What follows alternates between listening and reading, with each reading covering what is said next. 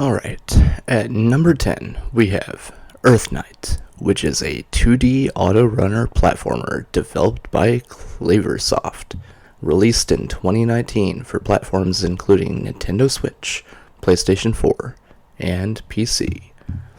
The game features a unique art style with over 10,000 hand-painted frames of animation and an original chiptune soundtrack.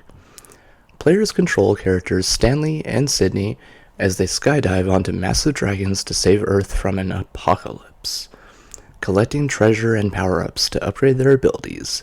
The load times are a bit long on Switch, but at this point, I get more surprised when games load quickly on Switch. The gameplay is incredibly smooth and very difficult to master. This is a bit of a roguelike, with the way you collect upgrades and whatnot. Feel free to ignore my awful gameplay. I am not great at auto-runners, and I definitely need more practice with this one, but I still enjoy it since it is so beautiful and the music is fantastic. I just suck. Up next at number 9, we have Yooka-Laylee and the Impossible Lair, which is a 2019 2.5D platformer developed by Playtonic Games and published by Team 17. Serving as a spin-off to the 2017 3D platformer Yooka-Laylee. Players control the duo, Yooka and Laylee, as they navigate challenging 2D levels, explore a 3D overworld to find collectibles and unlock new areas, and rescue royal bees to gain extra hit points for the final impossible lair. The game features a unique, alternate level states mechanic where players can flip switches in the overworld to change the layout of levels and offers gameplay customization through tonics. This game is extremely similar to the DK Country series. This game is extremely similar to the Donkey Kong Country series, if you are a fan of those.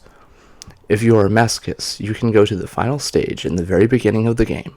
It also shares similarities with Banjo and Kazooie, at least in the way that the characters verbally express themselves.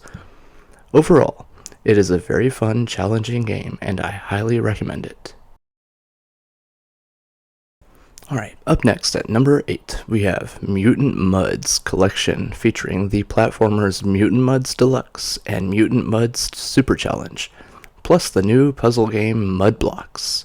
I have 100%ed Deluxe, which was a fantastic platformer with beautiful chiptune music and a mechanic where you could hop into the background and foreground.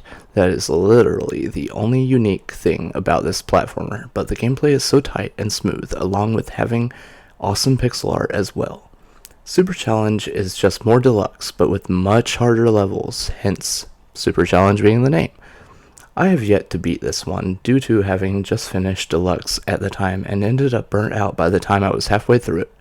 I still plan to go back and finish it sometime, but I will have to be in the mood to get destroyed constantly. Mud Blocks is just a fun, basic puzzle game that I have not put much time into yet, but it seems decent for a puzzle game. Up next at number 7, we have My Friend Pedro, which is a 2019 run-and-gun platformer developed by Dead Toast Entertainment and published by Devolver Digital, known for its stylish slow-motion gunplay, acrobatic stunts, and a sentient banana guide named Pedro. Players control a nameless assassin with amnesia, using a combination of split aiming, bullet time, and environmental interactions like ricocheting bullets off frying pans to defeat enemies in a violent ballet-like fashion. The game features a scoring system that rewards creative kills and stylish maneuvers, with a soundtrack that complements the fast-paced action. This game is just one of those games that makes you feel like a badass at times. It also doesn't punish you for dying, since you will be dying a lot. It respawns you very quickly and very close to where you just died, which is much appreciated. Up next at number 6, we have The Adventure Pals, which is a 2018 action platformer developed by Massive Monster and published by Armor Games Studios, featuring a lighthearted story about a boy named Wilton, his pet giraffe Sparkles, and his pet rock Mr. Rock, who must save Wilton's dad from being turned into a hot dog by the villain Mr. B. The game combines platforming, combat, and RPG-like elements, allowing players to level up and learn new abilities while exploring creative worlds and completing quests. It is available on PC, Nintendo Switch, PS4, and even the Xbox consoles. The overworld is a ton of fun to explore, and you can collect all kinds of things throughout it. This game did so many things correct, and yet I never hear anyone talk about it. Up next at number 5, we have Mega Man 11, which is a 2018 action platform video game developed and published by Capcom. Serving as the 11th main entry in the classic Mega Man series, it features a blend of classic 2D platforming with a new 2.5D visual style, introducing the innovative double gear system that allows Mega Man to temporarily boost his speed or power. The game was released for Nintendo Switch, PS4, Windows, and Xbox One, and is the best-selling Mega Man game of all time, having sold over 2 million copies. It deserves to sell way more than that, in my opinion. I cannot believe it has already been 7 years since this game came out, and Capcom still hasn't announced any new Mega Man game. At least they have given us almost every collection imaginable. Even with the announcement of the Star Force collections recently, which I'm so glad those are actually coming out, because they are way too expensive on the 3DS, and they're so fun. They are so good. Mega Man 11 was a fantastic return to the original formula with its own added gimmicks with the double gear system. It was a great time, and I highly recommend it if you like the series. Up next at number 4, we have Wonder Boy: The Dragon's Trap, which is a 2017 remake of the 1989 Sega Master System game Wonder Boy 3: The Dragon's Trap, developed by Lizard Cube and published by Dotemu. Players control a hero cursed into a half-human, half-lizard form by the Mecha Dragon, and must find a cure by exploring Monster Land, transforming into different animal forms: Lizard Man, Mouse Man, Piranha Man, Lion Man, and even Hawkman, to gain new abilities and access new areas. The remake features beautiful hand-drawn animations, a re-orchestrated soundtrack, and the ability to switch between the modern visuals and the original 8-bit graphics and sound at any time. This game is just a masterpiece. The gameplay is incredibly smooth and responsive. The hand-drawn art style is just fantastic. I could not recommend this one enough. Please go check it out. And all the other Wonder Boy games that have been coming out as well. I think they remade 4. I'm way behind, honestly, but just check it out. It's great. Up next at number 3, we have Monster Boy and the Cursed Kingdom, which is a 2018 side-scrolling action-adventure game developed by Game Atelier and FDG Entertainment.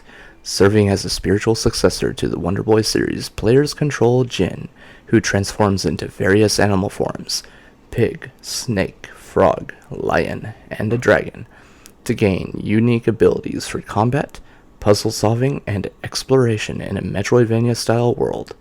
The game features stunning hand-drawn animation, a memorable soundtrack, and a focus on exploration and discovery, earning praise for its charm and quality.